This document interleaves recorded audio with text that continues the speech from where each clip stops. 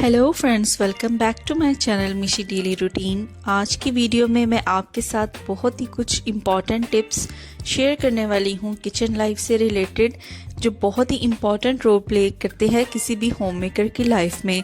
तो इन टिप्स और ट्रिक्स को जान के ही हम अपना बहुत सा कीमती जो टाइम होता है उसको किचन के अंदर सेव कर सकते हैं और अपनी जो चीज़ें हैं ना उनको भी महफूज बना सकते हैं। तो चलिए स्टार्ट करते हैं आज की इस वीडियो को।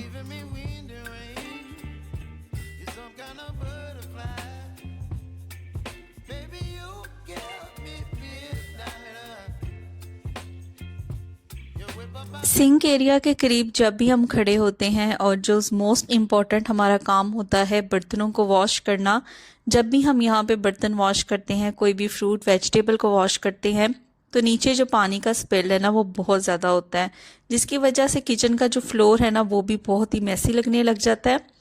तो इस तरीके का एक किचन मैट आप यूज़ कर सकते हैं सिंक एरिया के बिल्कुल नीचे, जहाँ पे खड़े होके इजीली आप बर्तन हैं, फ्रूट्स हैं या वेजिटेबल्स हैं, कोई भी ऐसा काम पानी से रिलेटेड कर सकते हैं, ताकि अगर पानी का कोई स्पिल हो तो वो डायरेक्टली इस मैट के ऊपर हो और जो किचन का फ्लोर है ना वो बिल्कुल भी इससे मैसी नहीं लगेगा, बिल्कुल भी गंदा नहीं लगेगा।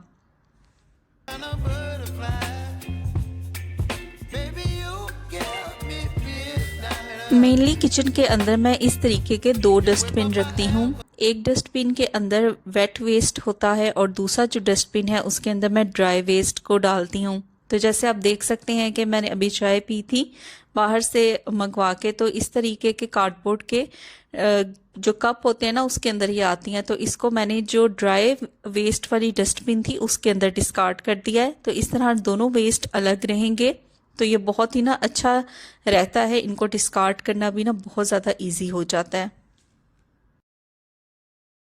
तो यहाँ पे थोड़ी सी बात कर लेते हैं चाय वाले बर्तनों को लेके।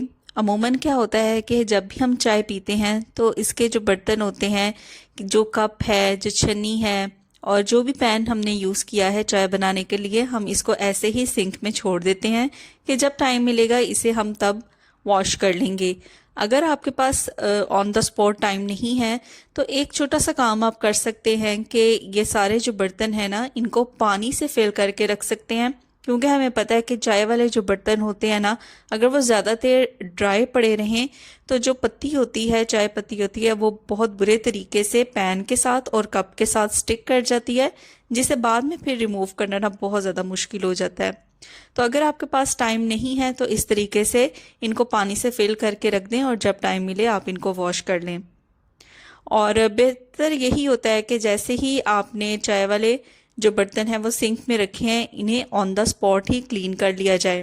इस तरह बिल्कुल भी इसके अंदर जो भी इसकी जो चाय पत्ती होती है ना वो बिल्कुल भी स्टिक नहीं करती और इसको रिमूव करना ना काफी ज्यादा इजी हो जाता है। डिपेंड करता है कि आप ऑन द स्पॉट ही इनको वॉश करना चाहते हैं, नहीं तो अगर थोड़ी देर बाद आप इनको वॉश करना चाहते हैं तो एटलीस्ट इनको पानी से फिल करके रख दें ताकि आपके लिए आसानी हो।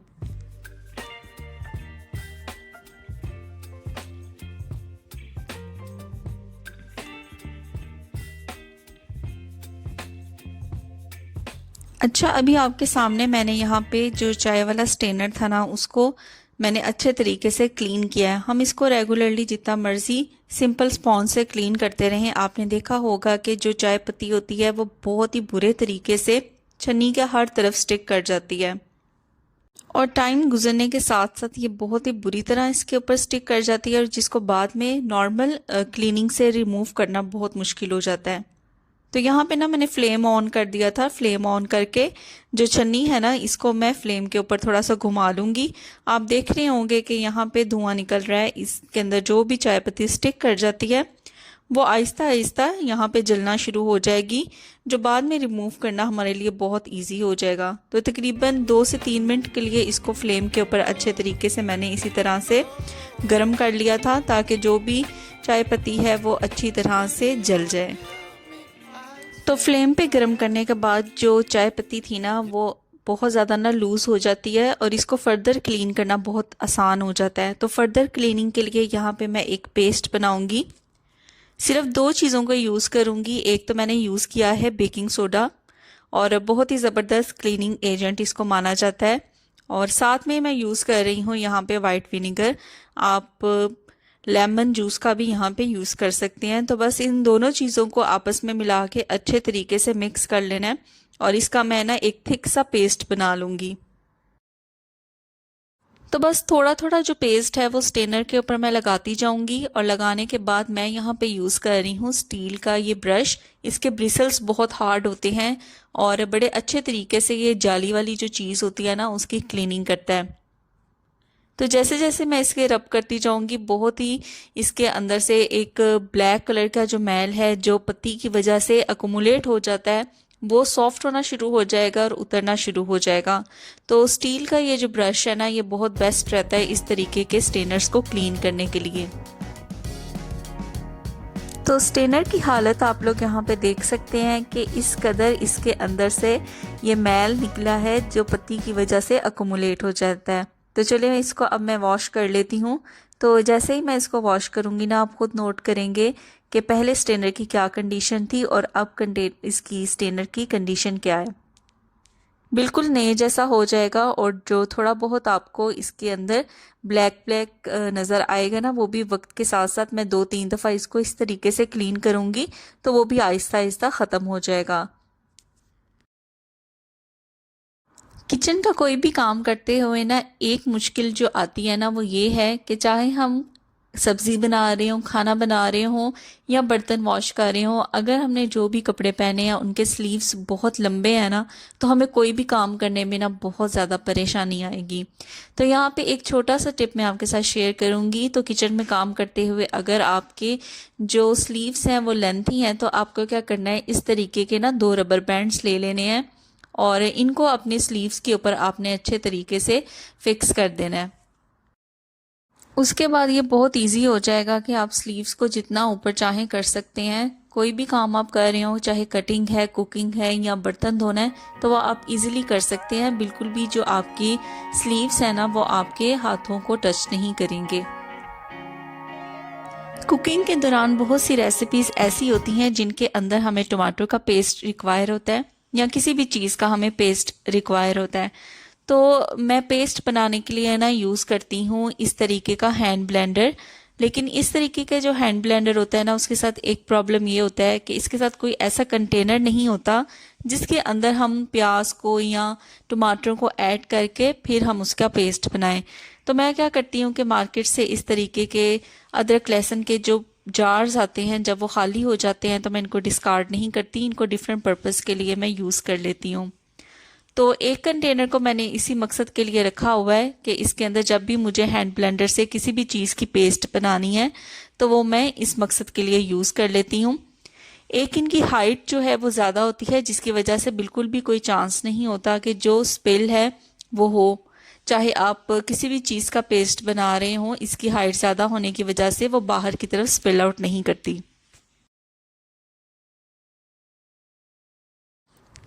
तो अब बात करते हैं मोस्ट इम्पॉर्टेंट चीज़ जो हम सभी के किचन में होती है, वो है ओवन।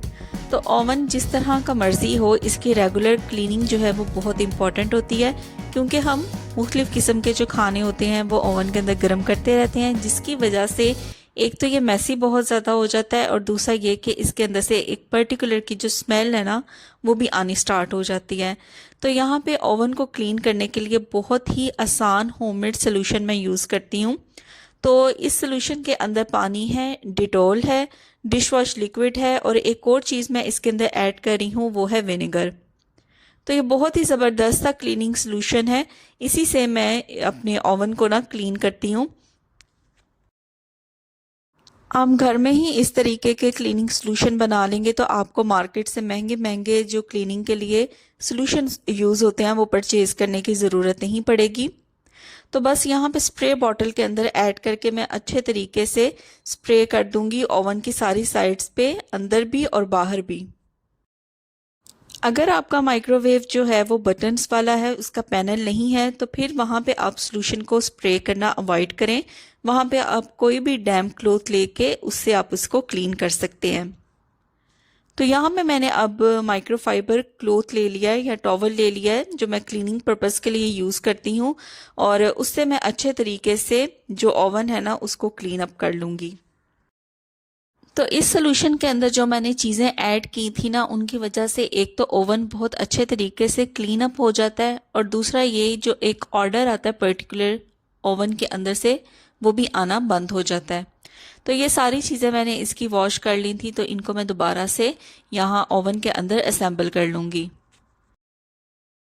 तो अब ओवन का जो अपर पार्ट है, यहाँ पे एक प्लांटर मैंने रखा हुआ है और साथ में ही किचन में यूज़ होने वाले मैंने टिश्यूज़ रखे हुए हैं, तो दोनों को मैं साइड पे कर दूँगी। और जो ओवन के ऊपर वाली साइड है, इसको जस्ट मैं एक डैम्प क्लॉथ से या स्पॉन्ज से क्लीन कर लेती हूँ, तो ये ज़बरदस्त तरीके से क्लीन अप हो जाता है। तो ये है जी ओवरऑल लुक ओवन की, जो बड़ी ज़बरदस्त तरीके से क्लीन हो चुका है। तो केटल को हम यूज़ करते हैं अक्सर पानी को गर्म करने के लिए या चाय बनाने के लिए, और इसकी हम जितनी मर्ज़ी क्लीनिंग कर ले, लेकिन इसके अंदर से एक पर्टिकुलर जो स्मेल है वो आनी स्टार्ट हो जाती है। तो यहाँ पे मैं बड़े आसान तरीके से केटल को क्लीन करने लगी हूँ, ताकि इसके अंदर जो भी एक पर्टिकुलर स्मेल है वो ख़त्म हो जाए। तो थोड़ा सा पानी मैंने इसके अंदर फिल कर लिया है। तो अब मैं यहाँ पे ऐड करने जा रही हूँ इसके अंदर बेकिंग सोडा। जैसे कि मैंने कहा कि ये एक ज़बरदस्त क्लीनिंग एजेंट है, और किसी भी किस्म की जो स्मेल होती है ना, उसको भी ख़त्म करने के लिए बहुत ही इम्पॉर्टेंट रोल प्ले करता है। साथ ही सुबह में मैंने अपने लिए एक मॉर्निंग ड्रिंक बनाया था, तो उसके अंदर लेमन यूज़ हुआ था, तो इसका जो छिलका है वो मैंने डिस्कार्ड नहीं किया था। तो बस ये दो चीज़ें इसके अंदर मैं ऐड करूँगी और केटल को मैं ऑन कर दूँगी, ताकि अच्छे तरीके से जो पानी है वो गर्म हो जाए। तो जैसे ही यहाँ पे जी पानी गर्म हो चुका था, तो इससे क्या होगा, जो भी इसके अंदर हमने लेमन या बेकिंग सोडा ऐड किया है, एक तो स्मेल बहुत हद तक जो है इसकी वो ख़त्म हो जाएगी, और दूसरा ये है कि अगर केटल के अंदर आप चाय बनाते हैं तो उसके जो स्टेन्स होते हैं ना, वो भी रिमूव हो जाएंगे। अब ये जो गर्म पानी है ना, इसको मैं सिंक एरिया में डिस्कार्ड कर दूंगी, ताकि जो सिंक एरिया में अगर कोई ब्लॉकेज है सिंक पाइप में, तो वो भी इससे ख़त्म हो जाए। तो यहाँ पे जस्ट इसको मैं अच्छे तरीके से देखें लेमन को रिमूव कर लूँगी। अंदर केटल की जो कंडीशन है ना, वो बहुत ही अमेजिंग हो चुकी है। जो भी इसके अंदर कोई थोड़े बहुत स्टेन से वो अच्छे तरीके से रिमूव हो चुके हैं। तो अंदर से वॉश करने के बाद बाहर जो भी स्पेल हुआ है पानी का, उसको मैं इस तरीके से स्पॉन्ज के साथ रिमूव कर दूंगी, ताकि इसकी जो क्लीनिंग है वो अंदर और बाहर दोनों से हो जाए। तो ये देखें कितने ज़बरदस्त तरीके से अंदर भी मैं आपको दिखा चुकी हूँ केटल कैसे शाइन कर रही है, और बाहर से भी शाइन करने लगी है। तो इस तरीके से अपनी जो अप्लायंसेस है ना, हमें उनका भी ख्याल रखना चाहिए, उनकी भी क्लीनलीनेस को मेंटेन रखना चाहिए। अब जो ये लेमन यहाँ पे बचा था, इसको मैं डिस्कार्ड नहीं करूँगी। जो भी सिंक एरिया है ना, मैं क्या करूँगी कि इस लेमन से ना अच्छे तरीके से उसको रब करूँगी, ताकि जो सिंक एरिया है उसके ऊपर भी जो स्टेन्स वगैरह हैं वो भी रिमूव हो जाए। तो इस तरीके से लेमन को मैं उल्टा कर लूँगी, और अच्छी तरह से ईच एंड एवरी कॉर्नर के ऊपर सिंक एरिया के मैं इसको अच्छे तरीके से अप्लाई करूँगी, ताकि कोई स्टेन्स हैं तो वो अच्छे तरीके से रिमूव हो।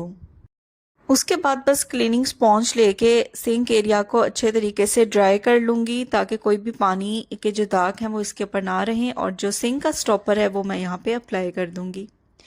तो ये थी मेरी कुछ क्लीनिंग से रिलेटेड टिप्स एंड ट्रिक्स, जो मैं किचन से रिलेटेड आपके साथ शेयर करना चाहती थी, जो आपकी और मेरी लाइफ को बहुत ही आसान बनाएंगे।